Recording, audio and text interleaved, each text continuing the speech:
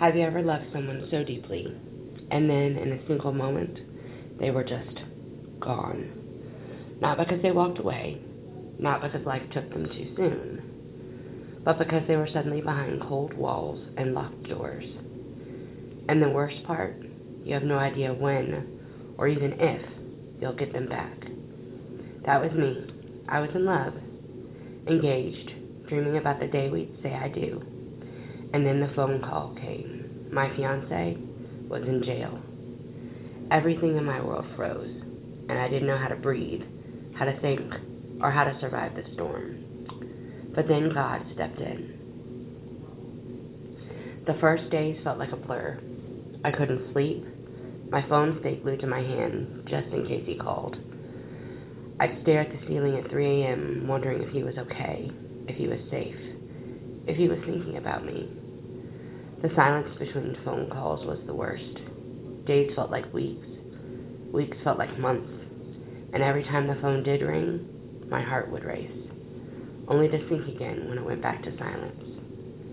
I kept asking God questions I didn't want to say out loud. Why us? Why now? How long is this going to last?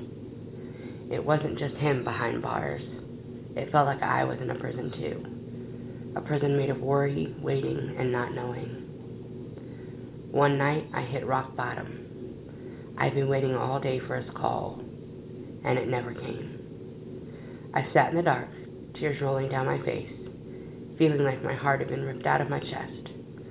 I remember whispering, God, I can't do this anymore. I'm tired of crying. I'm tired of waiting. If you love me, why would you let me hurt like this? It felt like my prayers were hitting a brick wall. I was ready to give up on hope. I was ready to stop praying altogether. I told God, if this is how life is going to be, maybe I'm just better off shutting down my heart. But then, something happened.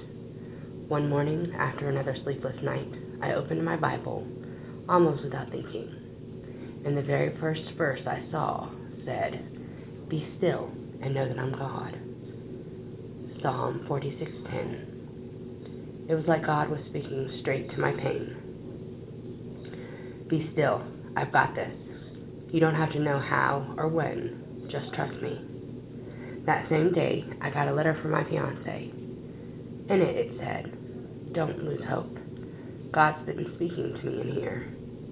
This isn't the end. It's just a chapter." It was like God was reminding me, no prison wall, no locked door, no distance could stop his plan.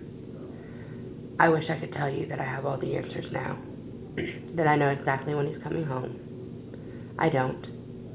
But here's what I do know. I'm not carrying this alone anymore. God's timing is perfect, and even in the waiting, he's working.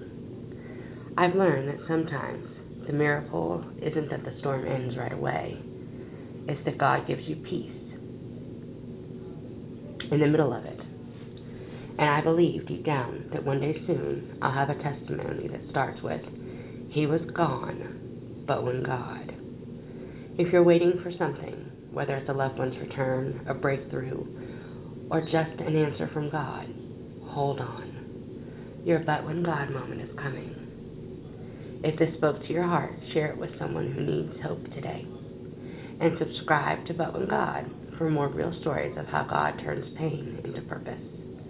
Because no matter how dark it feels, God's light is still shining on you.